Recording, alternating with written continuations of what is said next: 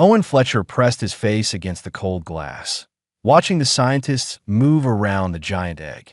The thing was beautiful in a strange way, covered in patterns that seemed to dance when the light hit them just right. 3 feet tall and shaped like a teardrop, it sat in the middle of the research lab behind layers of protective barriers. The 12-year-old had seen plenty of alien artifacts pass through Research Station Outpost 7, but nothing like this. His parents worked maintenance here, fixing pipes and replacing air filters while the important alien researchers studied ancient relics. Owen spent most of his free time wandering the halls, peeking into labs, asking questions that the Valiner scientists usually ignored. The Valiner looked like walking lizards, tall and covered in dark green scales. They ran everything on the station. Humans were still new to the whole galactic community thing. Only 40 years since first contact, and most aliens treated them like children who needed supervision. Chief Researcher Salazar stood near the egg, his reptilian eyes studying a data screen. Owen knew him better than most of the other Valiner because his mom often delivered repair reports to the lab. Salazar was strict, but not cruel, unlike some of the others who looked at humans like they were bugs. "The Draconith egg remains dormant," Salazar said to his assistant. 3,000 years and not a single sign of life. Perhaps the legends were wrong. Owen felt a strange pull in his chest. He had been staring at the egg for 20 minutes now, supposed to be delivering a data pad to Salazar from his mother. But something about the egg held his attention. The patterns on its surface seemed to pulse, though the monitors showed no change in readings. The research lab was mostly empty. Most of the scientists had gone to lunch, leaving only Salazar and 2 guards by the door. Owen took a step closer to the observation barrier. The pull grew stronger, like a string tied around his heart, gently tugging him forward. His hand moved on its own. The barrier had a small gap at the bottom where cables ran through. Owen squeezed his fingers into the space, reaching toward the egg. His rational mind screamed at him to stop, that touching forbidden alien artifacts was the stupidest thing he could possibly do. But his hand kept moving. His fingertips brushed the egg's surface. The world exploded into light and sound. Patterns raced across the crystalline shell like lightning, blazing with colors that Owen had no names for. A deep thrumming filled the air, vibrating through his bones. The egg grew warm under his touch, almost hot, and something pressed against his mind from the inside. Confused, alone, afraid, hoping. The emotions crashed over Owen like a wave. They were not his feelings, but he felt them as clearly as his own racing heartbeat. Something alive was in that egg, had been alive and aware for thousands of years, waiting in the dark. Alarms shrieked through the lab. Salazar spun around, his eyes going wide. The guards rushed forward, grabbing Owen and yanking him away from the egg. His connection to the presence inside snapped, leaving him gasping. "What have you done?" Salazar's voice was barely controlled fury. "Do you have any idea what you have just touched?" The egg continued to pulse with light, patterns flowing across its surface in waves. Energy readings on the monitors spiked into the red zone. Scientists rushed back into the lab, shouting in various alien languages. Someone called for the station commander. Owen tried to explain, but the words stuck in his throat. How could he describe what he felt? The guards dragged him out into the corridor where his mother was running toward him, her face pale with fear. "Owen, what happened?" She grabbed his shoulders, looking him over for injuries. "I touched it. The egg. Mom, there's something alive in there, and it's so lonely." His mother pulled him close, but the guards separated them. More security arrived, their weapons drawn. Owen found himself marched through the station's corridors, his mother shouting behind him, demanding to know where they were taking her son. They put him in a holding cell in the security wing. The room was bare except for a bench and a toilet. Owen sat down, his whole body shaking. He was in massive trouble. Touching alien relics without permission was a serious crime. His parents could lose their jobs. The family might get kicked off the station. But underneath the fear, Owen felt something else. A presence at the edge of his mind, reaching out across the distance between the lab and the cell. The thing in the egg was trying to find him. And despite everything, despite the fear and the consequences, Owen reached back. The connection formed like a bridge between two islands. Wordless communication flowed across it. The presence was young, so terribly young, and had been trapped in darkness for longer than Owen could imagine. It had woken up because Owen touched it with kindness instead of clinical curiosity. It had chosen him. "I'm here," Owen whispered to the empty cell. "I don't know what happens next, but I'm here." The presence sent back a feeling of relief so intense that tears sprang to Owen's eyes. Whatever came next, whatever punishment the Valinor decided on, one thing was absolutely certain. That egg was going to hatch, and when it did, nothing in Owen's life would ever be the same again. Hours passed. Owen could hear shouting through the walls, arguments in multiple languages. His parents were fighting for him, he could tell. But the Valinor Council was debating his fate, and humans had very little power in those discussions. The presence in his mind grew stronger, more insistent. It was afraid of being alone again.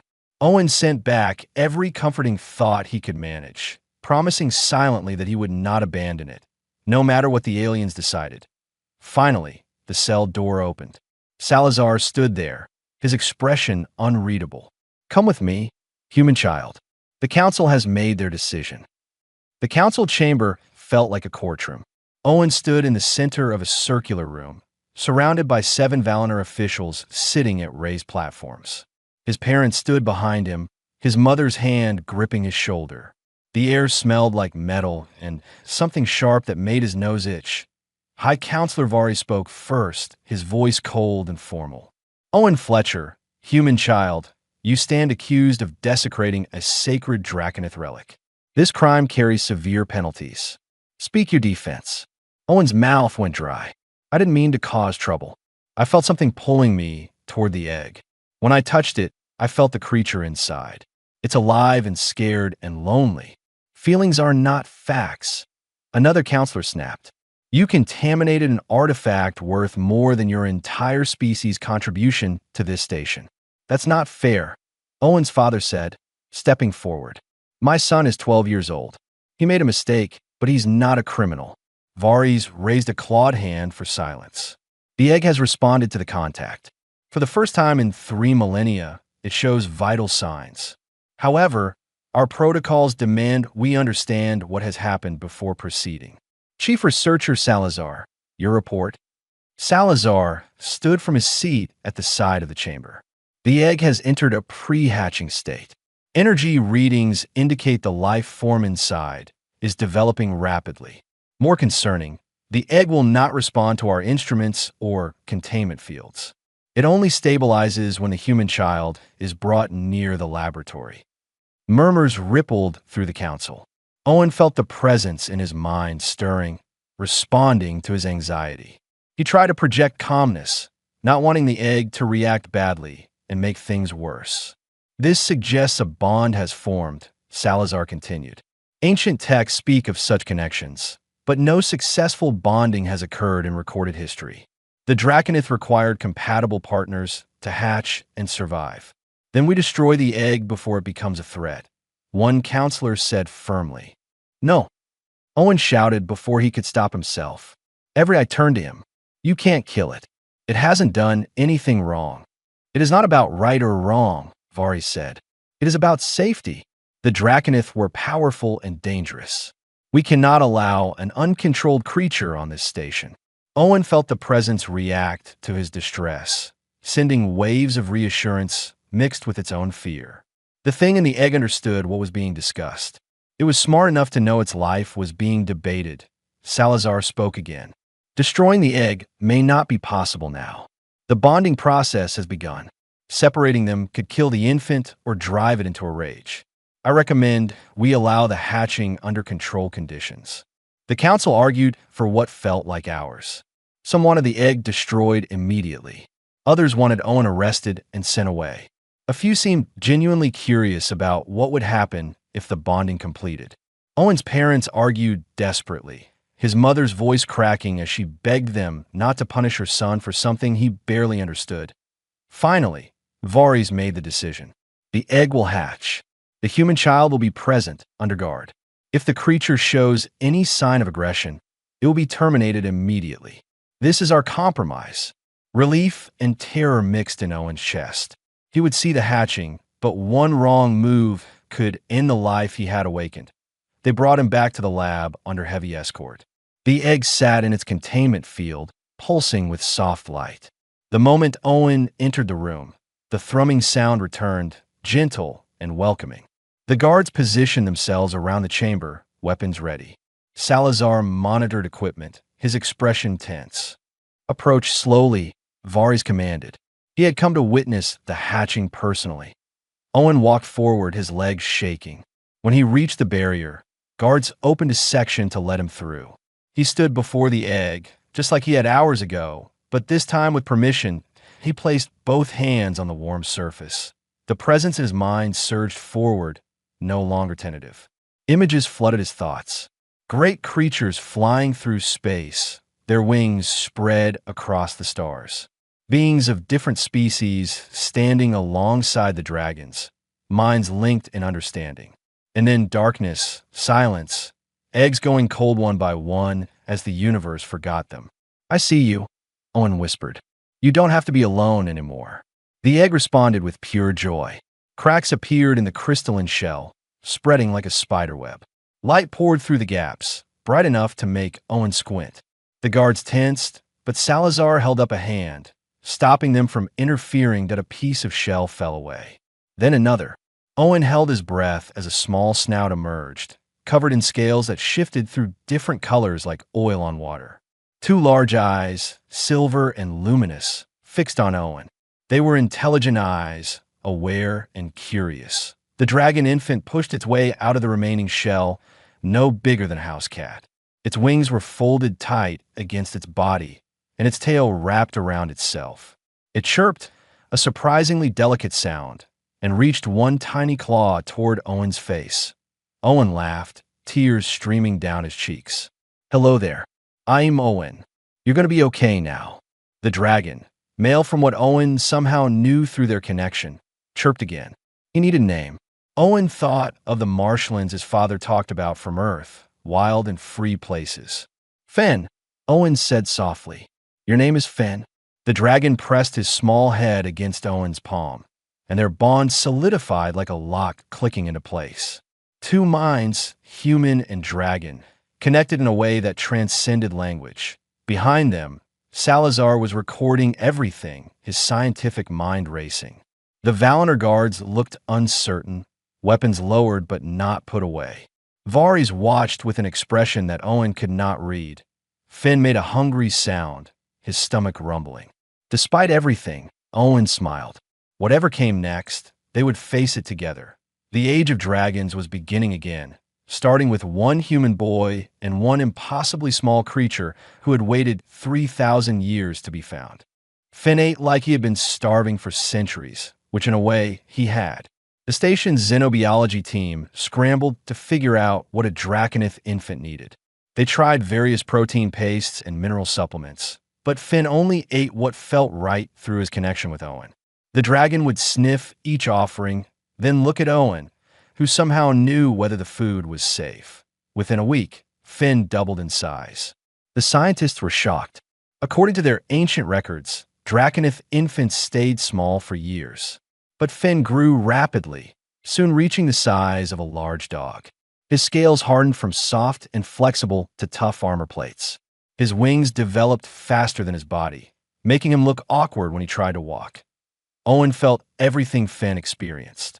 When the dragon was hungry, Owen's stomach hurt. When Finn felt happy, warmth spread through Owen's chest. The connection worked both ways. If Owen got frustrated with his homework, Finn would become restless and pace around their shared quarters. The station commander assigned Owen's family a larger room to accommodate the growing dragon. It was in the lower levels where few Valinor lived, away from the important research areas. Owen didn't mind. Being isolated meant fewer people staring at them with fear or anger. Not everyone on the station hated Finn. Some of the human workers came by to see the dragon, bringing treats and asking questions. A few Valinor scientists were genuinely fascinated, but others made their disapproval clear. Graffiti appeared on the walls near Owen's quarters. "Dragons bring death." Send the humans home. Destroy it before it destroys us. Owen's mother got hurt 3 weeks after Finn hatched. She was working in the engineering bay when a support beam mysteriously fell, crushing her leg. The official report called it an accident, but Owen knew better. He felt his mother's pain through Finn, who felt it through him. The dragon nearly went wild, his roar shaking the walls of their quarters. That was when Owen discovered Finn's psychic abilities. The roar was not just sound. It carried emotion and force, cracking screens and causing terrible headaches in everyone nearby. Owen had to calm Finn down before the guards came to put him down for being dangerous. Easy, easy. Owen held the dragon's head, pressing his forehead against Finn's snout. Mom's going to be okay, but if you lose control, they'll use it as an excuse to separate us. Finn understood. The intelligence behind those silver eyes was growing daily. He was learning human speech through their bond, though he could not form the words himself. He sent feelings of apology and determination to protect. Salazar visited them often, taking measurements and asking questions. The old researcher had become something like an ally, though Owen knew Salazar's first loyalty was to science, not to them. I made a discovery, Salazar said one evening, setting up a holographic display in their quarters. About why Finn bonded with you. Images appeared showing brain scans and genetic charts. Owen tried to follow along, but the technical language was beyond him. Humans evolved on a death world, Salazar explained. Earth is unusually dangerous compared to most planets that develop intelligent life. Your species survived by forming strong social bonds and developing emotional intelligence. You can read feelings and intentions better than most spacefaring races. What does that have to do with Finn? Owen asked. The Draconith died out because they lost compatible bondmates. Their eggs need beings with strong empathic capabilities. Most species had that ability once, but it was suppressed thousands of years ago by a psychic plague. Earth was too isolated and primitive for the plague to reach. Humans retained what other species lost. Owen stared at the charts, trying to understand. So I can bond with Finn because humans are good at understanding emotions?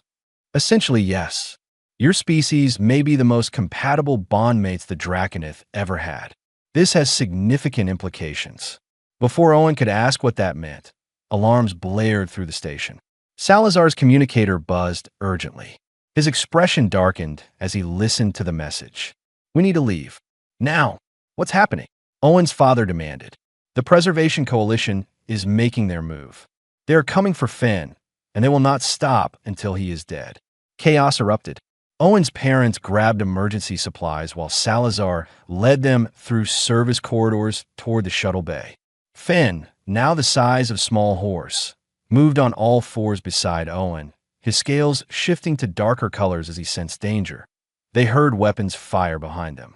Shouts in Valinor echoed through the halls. The Preservation Coalition, a group of extremists who feared the return of dragons, had infiltrated the security forces. They were not trying to arrest Owen. They were trying to kill them. A squad of armed Valinor rounded the corner ahead, weapons raised. Owen froze, but Finn did not. The dragon released his psychic roar, a wave of force that sent the attackers flying backward. The corridor buckled, metal groaning under the pressure. Run! Salazar shouted. They sprinted through the damaged corridor. Behind them, Owen heard explosive decompression as Finn's roar had breached the hull. Emergency bulkheads slammed shut, sealing off the section. Owen felt sick, knowing people might have died, but Finn's determination pushed through their bond. The dragon would protect his human, no matter what. The shuttle bay was in chaos. Ships were launching in panic as the station's structure failed in multiple sections. Salazar had prepared a small vessel, its engines already warming up. Owen's family scrambled aboard with Finn squeezing through the hatch. Where do we go? Owen's mother asked, her injured leg making her limp. Salazar handed Owen's father a data chip. Coordinates to 3 other Draconith eggs. And information proving the Valinor government has been hiding dozens more. You need to find them before the coalition destroys them all. Come with us, Owen said. Salazar shook his head. I will be more useful here, slowing them down and feeding you information. Go, save the others. The shuttle launched as explosions rocked the station. Through the viewport, Owen watched Research Station Outpost 7 tear itself apart. People were dying because of him, because he touched an egg. Finn pressed against him, sending comfort and determination. The dragon showed him a memory from his egg dreams. Draconith were not meant to destroy. They were meant to protect, to connect, to help others understand each other. We'll find the other eggs, Owen promised, both to Finn and to himself. We'll prove that dragons aren't monsters. His father piloted them into the dark between stars, heading toward coordinates that promised more eggs and more danger. Behind them, the station's lights flickered and died. Ahead, the unknown waited, full of possibility and threat. The shuttle rattled as it pushed through the nebula's dense gas clouds. Owen's father fought with the controls, sweat beading on his forehead. The navigation system kept glitching, sensors overwhelmed by the charged particles surrounding them. Finn lay curled in the back of the cramped vessel, his sides heaving with exhaustion. Using his psychic powers during the escape had drained him completely. Owen sat beside the dragon, one hand on Finn's warm scales. Through their bond, he felt the dragon's worry mixing with his own. They had escaped the station, but at what cost? How many people died in the explosions? The guilt sat heavy in Owen's stomach. His mother worked at the medical station, treating her crushed leg as best she could with their limited supplies. She bit back groans of pain, not wanting to distress Finn further. The dragon was already upset enough. We're approaching the first coordinates, Owen's father announced. Dead moon orbiting a gas giant. Salazar's data says there's an egg in an abandoned research post. They landed on the gray, cratered surface. The old research post was half buried in moon dust, its lights long dead. Owen suited up in an environment suit, while Finn waited in the shuttle, too large now to fit through the airlock with him. Inside the abandoned facility, emergency lighting cast everything in red shadows. Owen followed the coordinates deeper into the structure, his heartbeat loud in his helmet. He found the storage vault exactly where Salazar's data indicated. The egg sat alone in a containment unit, smaller than Finn's had been. Its jade-green surface was covered in delicate patterns like leaves. Owen approached carefully, placing his gloved hand on the glass. Nothing happened. He felt Finn reaching out through their bond, extending his awareness into the facility. The dragon's psychic presence touched the egg, and suddenly Owen felt it too. A weak, fading consciousness. This egg was dying. It had waited too long, and whatever life force sustained it was running out. Panic seized Owen. He used the controls to open the containment unit, pulling off his glove to touch the egg directly. The surface was barely warm. The patterns flickered weakly, like a failing light. "Please," Owen whispered. "Don't give up. We came to help you." The presence inside stirred, so faint he almost missed it. It had been alone for longer than Finn, abandoned when the research post was evacuated. Hope had nearly died within its shell. Owen called to Finn through their bond. The dragon responded immediately, his psychic voice touching the dying egg across the distance. Finn sang to his kin, a sound that existed more in the mind than in the air. The jade egg flickered brighter, responding to the call of another draconith. But Owen knew touching the egg alone would not be enough. It needed a bondmate, someone to connect with, to give it reason to hatch. He could not bond with two dragons. The connection with Finn was already overwhelming sometimes. He remembered his mother, her fierce protectiveness, the way she fought the council for him. She had that deep well of caring that Finn had responded to in Owen. Racing back to the shuttle, Owen explained the situation. His mother looked uncertain, still in pain from her leg. "I don't know if I can do what you did," she admitted. "You already do it every day," Owen said. "You protect and love without hesitation. That's what the egg needs." They brought her to the vault, Finn squeezing through corridors that were barely big enough for his bulk. The dragon positioned himself near the jade egg, continuing his psychic song. Owen's mother approached slowly, placing both hands on the egg's surface. At T first, nothing happened. She looked at Owen, with apologetic eyes. Then she closed them and thought about her son, about the love she felt when he was born, about the fear she experienced when the council threatened him. She projected that maternal protection toward the egg. The jade egg blazed with light. Patterns raced across its surface, bright and alive. Owen felt the presence inside surge with joy and relief. It had found someone who would care for it, who would protect it with everything they had. Cracks appeared in the shell. A smaller dragon emerged, her scales the color of deep forests. She had gentle golden eyes that fixed immediately on Owen's mother. The dragon chirped, a softer sound than Finn's had been, and pressed her small head into his mother's hands. "Petra," his mother said, tears on her cheeks.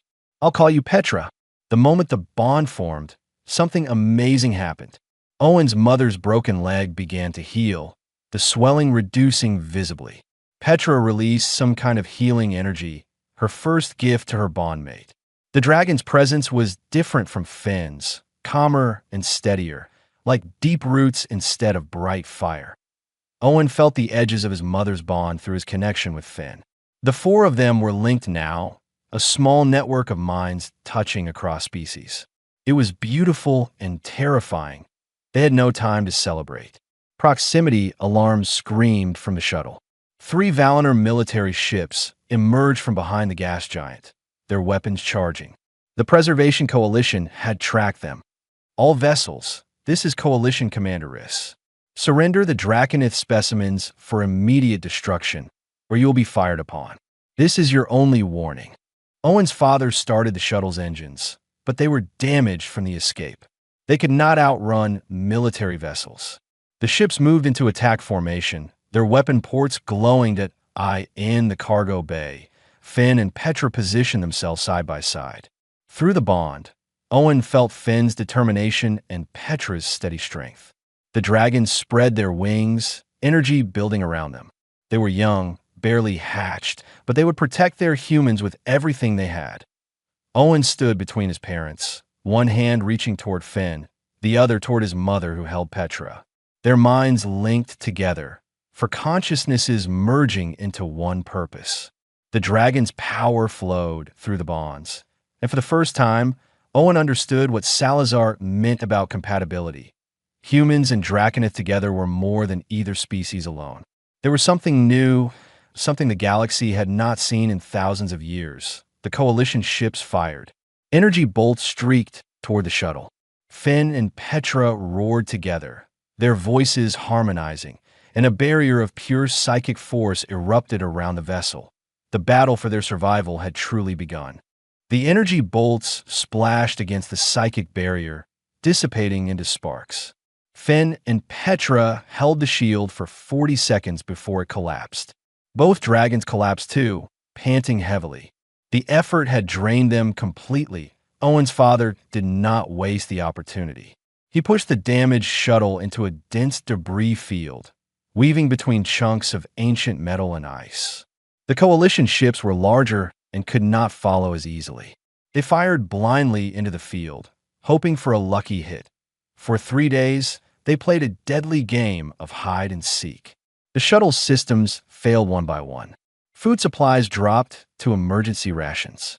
Finn and Petra needed constant rest after each defensive effort. Owen's mother used her engineering skills to keep the engines running with whatever spare parts they could scavenge from the debris. Owen barely slept. He could feel Finn's exhaustion mixing with his own, making everything feel twice as hard. Petra's calm presence through his mother helped, but the little jade dragon was just as tired on the 4th day.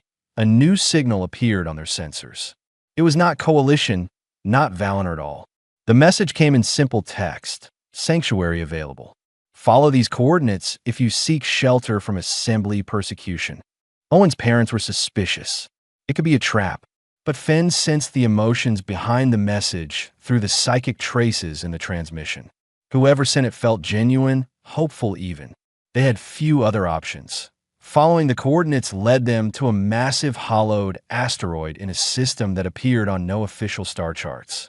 As they approached, weapon systems locked onto them, then disengaged. A voice crackled over communications. "Welcome to Haven. Bring your dragons inside. You are safe here. The interior of the asteroid was breathtaking. An entire city existed within the rock, home to thousands of beings from dozens of species. Humans, yes, but also Valinor who looked different from the station researchers. Insectoid creatures with clicking mandibles, and even beings made of crystalline light. They were met by a Scar Valinor named Relin, whose scales were crossed with old burn marks. He smiled, an expression that looked strange on reptilian features. "You are not the first to flee the Assembly's fear," Relin said. "We call ourselves the Remnant Network. We preserve the knowledge the Assembly wants destroyed." Over the following days, Owen learned the truth. The Galactic Assembly had not just allowed the Draconith to die. They had caused it. 10,000 years ago, the dragons and their bondmates became too powerful, challenging the Assembly's authority. So the Assembly released a psychic plague that severed most species' ability to form the deep bonds Draconith needed. The dragons died slowly, their eggs going silent one by one as potential bondmates disappeared.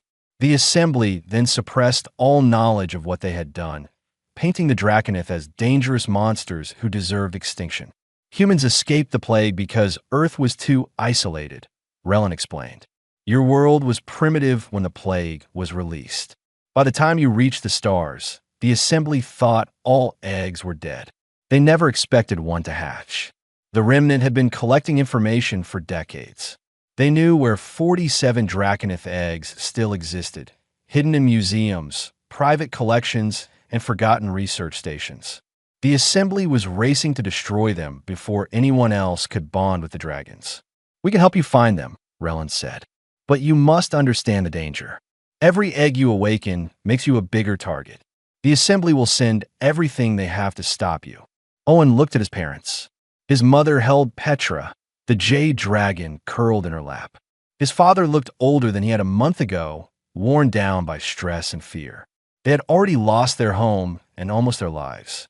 Was it fair to ask them to risk more? Through the bond, Finn shared his feelings. The dragon felt the distant presence of his kin, trapped in eggs scattered across the galaxy.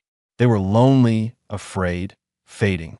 Some were close to dying like Petra had been. Finn wanted to save them, but more than that, he wanted Owen to choose freely. "We do it," Owen said. "We find the other eggs."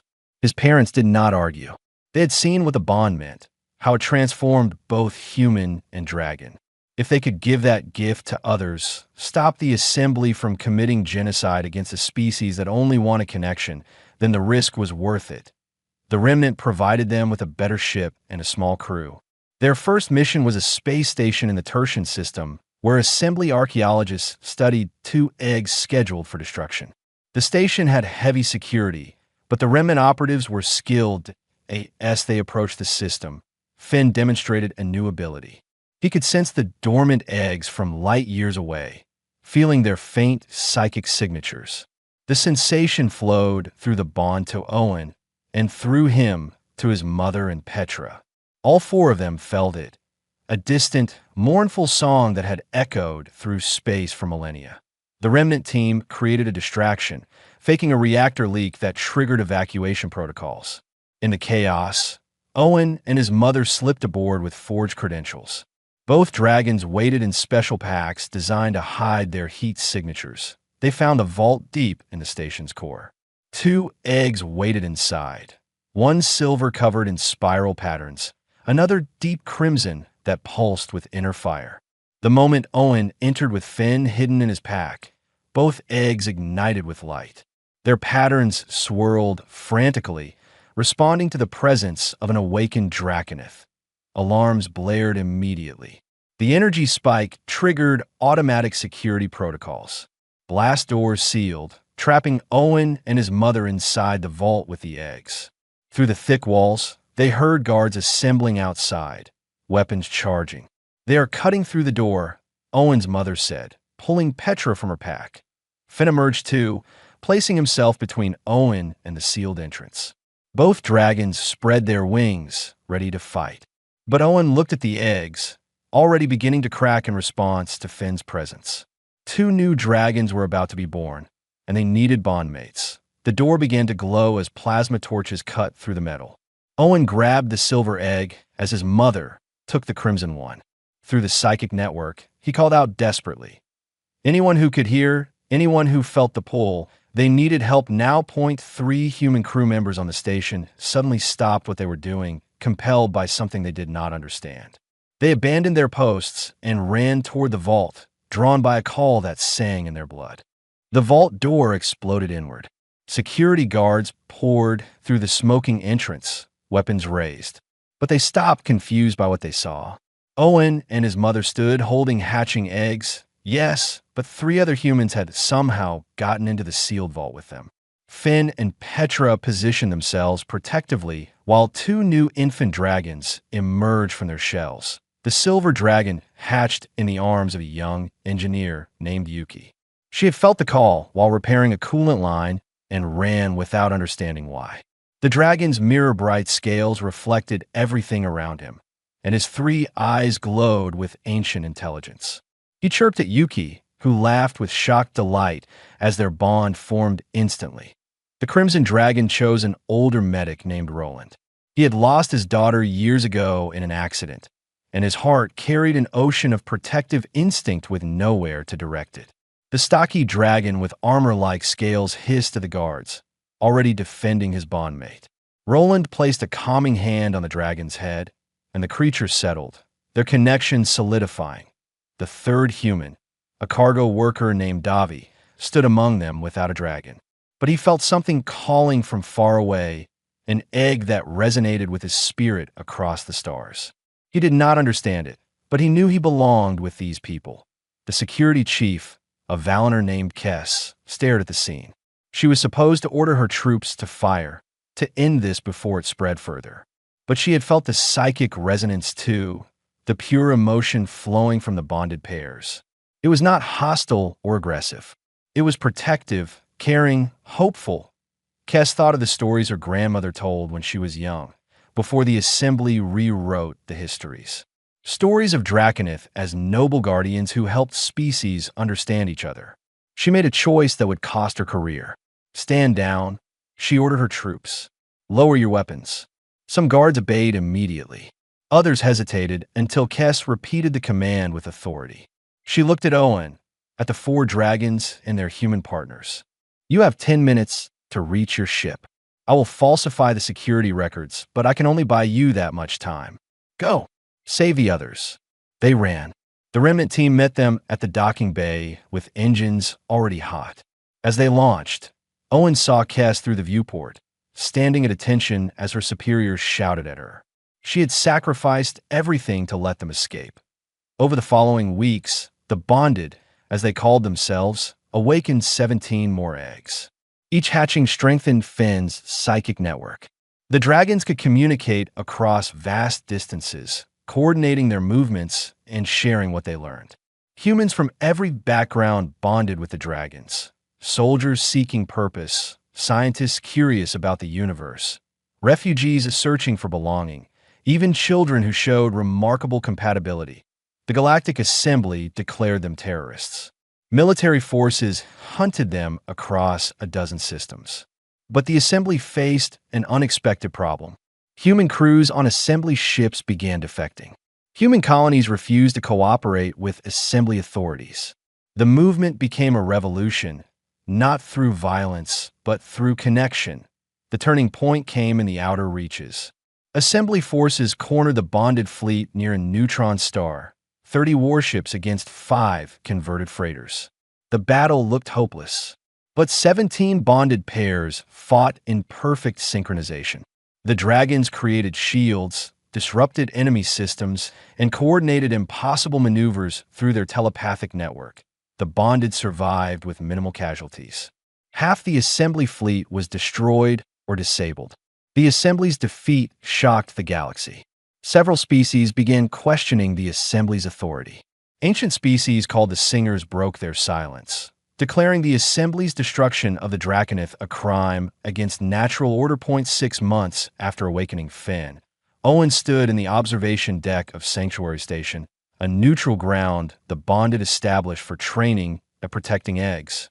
Finn rested beside him, now the size of a small spacecraft. Their minds remained intertwined, as comfortable as breathing. Across the galaxy, 41 bonded pairs existed, with more eggs being discovered each month. The Galactic Assembly still opposed them officially, but its power weakened daily. Species petitioned to learn about bonding. The Singers proposed a new government called the Concordance, where decisions were made through consensus aided by empathic understanding rather than hierarchical control. Owen's parents had become ambassadors. His mother and Petra led medical research, studying how the bond enhanced healing. His father navigated egg recovery missions, his natural piloting skill enhanced by his connection to their growing network. Owen himself had accepted his role not as a ruler, but as a bridge. Finn's royal bloodline connected all the other dragons, making Owen the central point of their network.